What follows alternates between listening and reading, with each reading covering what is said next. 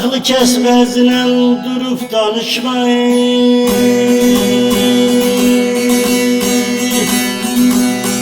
Cahil insan insanlıktan ne anlayır?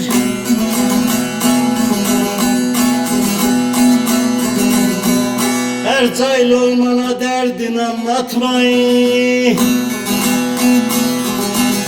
Dert çekmeyen olmanlıktan ne anlayır?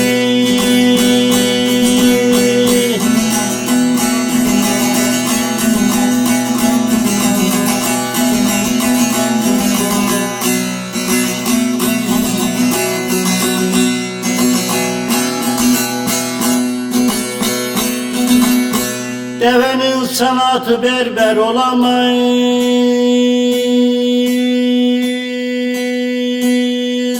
Filden dalgı summanlara dalamayız.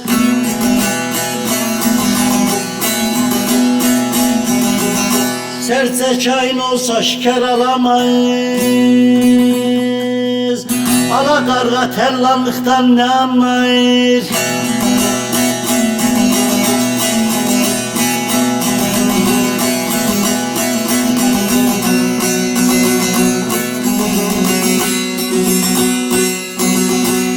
Aslanım der sakın düşmen oyuna. Erkek sanatını ölçer boyuna. İstersen vurdu katın koyuna.